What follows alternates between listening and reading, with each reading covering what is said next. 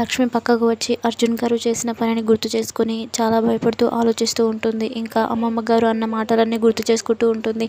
Police స్టేషన్లో ఇచ్చిన కంప్లైంట్ని వెనక్కి తీసుకోమని ప్రతి మాటను తను గుర్తు చేసుకుంటుంది. తను పోలీస్ స్టేషన్లో అలా ఫోటోతో పాటు కేసు ఫైల్ చేయడం వల్ల తను ఎదుర్కొనే ప్రమాదాన్ని గుర్తు చేసుకుంటూ చాలా భయపడిపోతూ తనను తాను ఆలోచించుకుంటూ ఉంటుంది. మరోవైపు జాను మిత్ర వాళ్ళ ఇంటికి వచ్చేస్తుంది. ఇంకా మిత్ర వాళ్ళ ఇంటికి వస్తూ మధ్యలో ఇలా ఆలోచించుకుంటుంది. దేవయాని అన్న ప్రతి మాటను గుర్తు చేసుకుంటుంది. అసలు ఈ జాను లాంటి వాళ్ళను ఇంటికి ఎందుకు రాణిస్తారు?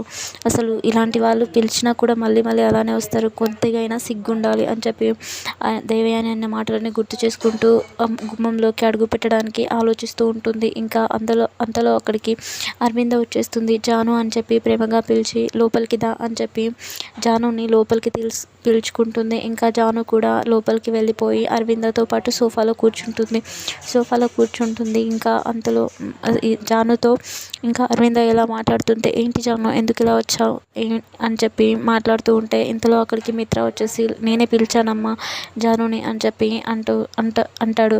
అందుకు అరవింద ఇలా అడుగుతుంది, నువ్వు పిలిచావా దేనికి అని చెప్పి అరవింద అడగడంతో మిత్ర ఇలా సమాధానం ఇస్తాడు.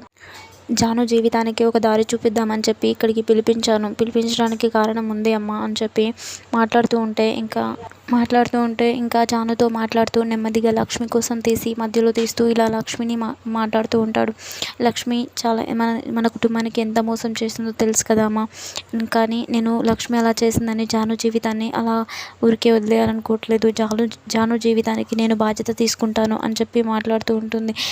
లక్ష్మిని ఎందుకు మధ్యలో మాట్లాడుతున్నావు మిత్ర అని చెప్పి అరవింద అనడంతో, అవునమ్మా లక్ష్మి చేసింది నువ్వు మర్చిపోయావేమో, కానీ నేను అస్సలు మర్చిపోలేదు. మన కుటుంబానికి ఎంత ద్రోహం చేసిందో నీకు తెలిసి కూడా ఎందుకు ఇలా మాట్లాడుతున్నావు అని చెప్పి అంటే అరవింద చాలా సీరియస్గా మాట్లాడుతూ ఉంటే, నీకు నిజాలు తెలియకుండా ఒక మనిషిని మంత్రగత్తె అది ఇది అని చెప్పి ఎందుకు అరుస్తావురా?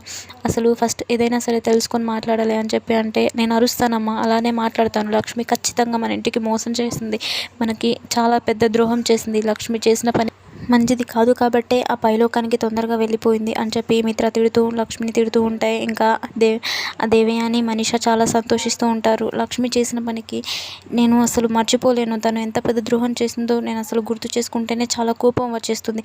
అలా అని నేను జాను జీవితాన్ని అలానే వదిలేయను మమ్మీ, నేను బాధ్యత తీసుకుంటాను అని చెప్పి మాట్లాడుతూ ఉంటే మనీష దేవయాని ఇద్దరు కూడా చాలా సంతోషిస్తారు. జాను జీవితానికి నేను బాధ్యత తీసుకుంటాను అని చెప్పి మాట్లాడుతూ ఉంటుంది. ఇంకా అరవింద చాలా కోపం తెచ్చుకుంటుంది. నువ్వు అలా మాట్లాడడం అసలు బాగోలేదు మిత్ర, ఒక మనిషి గురించి ఏం తెలియంది నువ్వు అలా మాట్లాడకూడదు, నిజాలు అనేటివి ఖచ్చితంగా ఒకరోజు బయటపడతాయి అని చెప్పి అరవింద మిత్రతో చెప్తూ ఉంటే, ఇంకా మిత్ర చాలా కోపం తెచ్చేసుకుంటూ ఉంటాడు లక్ష్మి గురించి ఇంకా పాజిటివ్ మాట్లాడుతుంటే.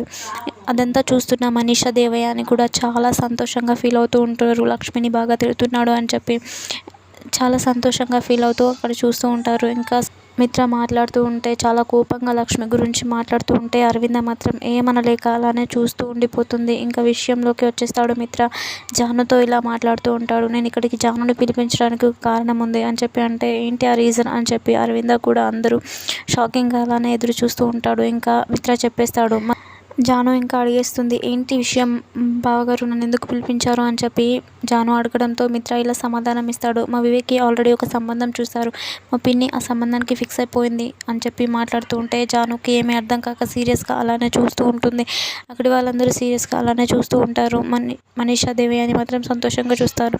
ఇంకా మిత్ర ఇలా మాట్లాడుతూ ఉంటాడు, ఇక్కడ ఎవరి స్వార్థానికి వాళ్ళు ఆల్రెడీ నిర్ణయాలు తీసేసుకున్నారు.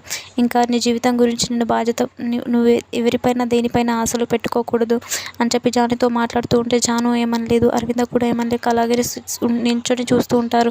దేవయాని మనీష మాత్రం చాలా సంతోషంగా ఉంటారు. వివేక్ మాత్రం ఏమీ అనకుండా అలానే చూస్తూ ఉండిపోతాడు. ఇంకా మిత్ర మాట్లాడుతూ ఇలా అంటాడు, ఇక్కడ ఎవరి స్వార్థానికి వారు ఆల్రెడీ డిసిషన్స్ తీసుకున్నారు, కానీ నీ జీవితానికి మాత్రం ఎలాంటి నష్టం జరగనివ్వను, నేను నీ జీవితానికి బాధ్యత తీసుకుంటాను, నీకు ఒక మంచి సంబంధం చూసి పెళ్లి చేస్తాను అని చెప్పి మిత్ర జానుతో మాట్లాడుతూ ఉంటాడు. జాను మాత్రం ఏమీ అనలేక అలాగే సైలెంట్గా ఉంటుంది. మిత్ర మాట్లాడుతూ ఉంటే వివేక్ చాలా షాకింగ్గా అలానే చూస్తూ ఉంటాడు. ఇంకా మధ్యలోకి దేవయాని వచ్చేసి, వావ్ ఎంత మంచి డెసిషన్ తీసుకున్నావు మిత్ర, ఇంకా ఒకే పెళ్లి పందిట్లో వివేక్తో పాటు జాను పెళ్లి కూడా చేసేయచ్చు అని చెప్పి చెప్తూ ఉంటే వివేక్ మధ్యలో ఇంకా వచ్చేసి చాలా సీరియస్గా కోపం తెచ్చుకొని స్టాప్ ఇట్ మామ్ అని చెప్పి గట్టిగా అరుస్తాడు. ఏంట్రా ఎందుకలా అరుస్తున్నావు అని చెప్పి మిత్ర వివేక్ని అడగడంతో వివేక్ ఏమనకుండా సైలెంట్గా ఉంటాడు. అరవింద కూడా అది అలానే చూస్తూ ఉండిపోతుంది. అప్పుడు మిత్ర మాట్లాడుతూ ఇలా అంటాడు, ఇప్పటికైనా నీ మనసులో ఎవరున్నారు, అసలు ఏమనుకుంటున్నావు అని చెప్పి బయటకి చెప్పరా అని చెప్పి మిత్ర వివేక్ని అడగడంతో వివేక్ మాత్రం ఏమీ అనకుండా అలానే చూస్తూ సైలెంట్గా ఉంటాడు. ఇంకా వాళ్ళ మామ్తో ఇలా మాట్లాడతాడు, నేను చెప్పానా అన్నయ్య, ఎందుకు అలా మాట్లాడుతున్నావు, నేను తను చిన్న సంబంధాన్ని ఖచ్చితంగా చేసుకుంటా అని చెప్పాను, నేను అలా చెప్పలేదు కదా, మీరు అలా నిర్ణయాలు ఎలా తీసుకుంటారు అని చెప్పి వివేక్ చాలా సీరియస్గా వాళ్ళతో మాట్లాడుతూ ఉంటే, సరే మరి నువ్వేమనుకుంటున్నావు, నీ మనసులో ఏముంది, అదేనా కాస్త బయటికి అందరి ముందు ఒకేసారి చెప్పేయచ్చు కదా అని చెప్పి మిత్ర వివేక్ని అడిగితే వివేక్ ఏమనకుండా సైలెంట్గా అలానే ఉంటాడు. వివేక్ కోపాన్ని చూసిన దేవయాని మాత్రం చాలా సీరియస్గా అలానే చూస్తూ ఉంటుంది. అప్పుడు మిత్ర ఇలా మాట్లాడతాడు, మనకు కావాల్సిన దాని గురించి మనం ఎదిరించి పోరాడలేనప్పుడు మనము దాన్ని సొంతం చేసుకోకుండా వెనకడుగు వేయడానికి ఒక బలం ఉంటుందిరా, ఆ బలం అది మనకు దక్కకుండా దాన్ని వెనక్కి లాగేసుకుంటూ ఉంటుంది. ఆ బలాన్ని దాటుకొని మన మనసులో ఉన్న మాటని బయటకు చెప్పి మనకు నచ్చినట్టుగా మనం బయటకు చెప్పడం వల్ల మనం అనుకున్నది సాధించగలం, మనం కావాల్సింది పొందుకోగలం. ఒకరికి నచ్చినట్టు జీవించడం కాదు, మనకు నచ్చిందాన్ని మనం కొని తెచ్చుకోకపోతే మన జీవితానికి అసలు విలువే ఉండదు. నీకు నచ్చిందేంటో నీకు తెలుసు కదా, మరి దాని గురించి ఎందుకు నువ్వు అందరి ముంగలో చెప్పలేకపోతున్నావు, నువ్వు ఎప్పటికీ చెప్పలేవు, అందుకనే నేను ఒక నిర్ణయాన్ని తీసుకున్నాను, నువ్వు ఎలాగో చెప్పలేవు, నేను జాను జీవితానికన్నా ఒక న్యాయం చేద్దామని చెప్పి అనుకుంటున్నాను, జాను జీవితానికి నేను బాధ్యత తీసుకొని ఖచ్చితంగా పెళ్లి చేస్తాను అని చెప్పి మాట్లాడుతూ ఉంటాడు. ఇంకా జాను వైపు తిరిగి చూస్తూ, జాను నువ్వు మాత్రం ఏం బాధపడకు, కొన్ని మనకు దక్కుతాయి, కొన్ని దక్కలేవని చెప్పి బాధపడకూడదు, నీకు మంచి జీవితాన్ని నువ్వు అనుకున్నది అయితే చాలా సంతోషమే, కానీ ఒకవేళ అది జరగకపోతే మాత్రం నీ జీవితానికి నేను బాధ్యత తీసుకొని బంగారు భవిష్యత్తు చూపిస్తాను, నీకు మంచి జీవితాన్ని నేను చూపిస్తాను, నేను బాధ్యత తీసుకొని చేస్తాను అని చెప్పి వివేక్ చెప్పి అక్కడి నుంచి వెళ్ళిపోతాడు. ఇంకా అదంతా విన్న జాను చాలా బాధపడిపోతూ అక్కడే నిల్చొని ఏడుస్తూ ఉంటుంది. అదంతా చూసిన వాళ్ళ వివేక్ చూస్తూ ఉంటాడు, కానీ ఏమీ అనలేక అలాగే సైలెంట్గా ఉంటాడు. దేవయాని మాత్రం తన మనసులో ఇలా అనుకుంటుంది, నువ్వు జానుని ఎందుకు పిలిపించావు, నాకు ఇప్పుడు అర్థమైంది మిత్ర, నువ్వు జానుని ముందు పెట్టి వివేక్ని ఉసిగొలుపుదామని ఆలోచిస్తున్నావు, కానీ వివేక్ ఖచ్చితంగా నేను తెచ్చిన సంబంధమే చేసుకోవాలి, ఖచ్చితంగా అదే జరుగుతుంది అని చెప్పి దేవయాని మనసులో అనుకుంటుంది. ఇంకా వివేక్ జాను ఇద్దరు కూడా ఒకరినొకరు బాధగా దిగాలుగా అలానే ఒకరినొకరు చూసుకుంటూ ఉంటారు. ఇంకా జాను బాధతో అరవింద వైపు చూస్తే అరవింద ఏమీ చేయలేక నిస్సహాయమైన స్థితిలో అలాగే చూస్తూ ఉంటుంది. జాను అదంతా విన్న తర్వాత అక్కడి నుంచి ఏమీ అనకుండా సైలెంట్గా వెళ్ళిపోతూ ఉంటుంది. ఇంకా బయటకు వెళ్తూ ఇంట్లో జరిగిన డిస్కషన్ అంతా గుర్తు చేసుకుంటుంది. మిత్రభావ మాటలు అన్నీ కూడా తను గుర్తు చేసుకుంటూ ఉంటుంది. సంబంధం గురించి తను మాట్లాడిన మాటలు, వివేక్ చెప్పిన మాటలు ప్రతిదీ గుర్తు చేసుకుంటూ తనలో తాను బాధపడుతూ అక్కడి నుంచి వెళ్ళిపోతుంది జాను. మరోవైపు లక్ష్మి అర్జున్ వాళ్ళ ఇంట్లో పూల చెట్లకు నీళ్ళు పట్టుకుంటూ ఇంకా జరిగిన విషయాన్నంతా గుర్తు చేసుకుంటుంది.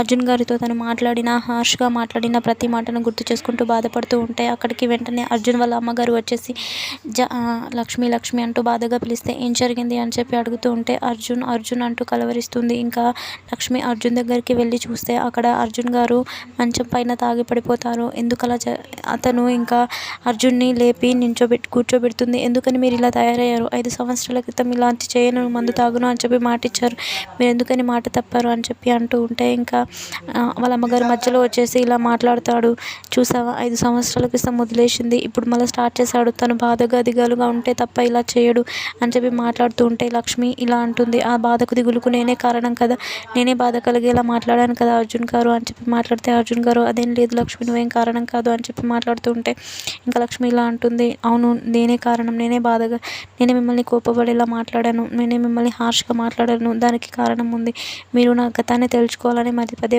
ప్రయత్నిస్తున్నారు, కానీ మీరు తెలుసుకోవాల్సినంత గొప్పది చాలా మంచి గతం అయితే కాదు, దాన్ని ఎంత కదిపితే అంత చిక్కుముడులు ఉంటాయి అని చెప్పి లక్ష్మి తన గతం గురించి మాట్లాడుతూ ఉంటే ఇంకా అర్జున్ మాట్లాడుతూ ఇలా అంటాడు, ఏమో లక్ష్మి నీ గతం ఏంటో నాకు తెలియదు, కానీ నీ బాధను నేను తీర్చలేకపోతున్నానే అనే బాధ ప్రతిరోజు నన్ను తొలుస్తూ ఉంటుంది, చాలా బాధగా ఉంటుంది అని చెప్పి మాట్లాడుతూ ఉంటే లక్ష్మి ఇలా అంటుంది, మీరు అనుకుంటున్నారు కానీ నా గతం చాలా చాలా దరిద్రంగా ఉంటుంది, దాన్ని ఎంత కదిపితే అంత నష్టాలు అంత కష్టాలు, నాతో ఉన్నవారికి కూడా చాలా కష్టంగా ఉంటుంది, అందుకని నేను దాన్ని గుర్తు చేసుకోవడానికి కూడా ప్రయత్నించను అని చెప్పి లక్ష్మి అర్జున్తో మాట్లాడుతూ ఉంటే అర్జున్ మాత్రం అలా అనుసరిస్తాడు, నేను నీకు ఒక్క విధంగా కూడా సహాయపడలేకపోతున్నాను అని చెప్పి ఉంటారు. అదంతా కూడా వాళ్ళ అమ్మగారు అక్కడ నుంచి వింటూనే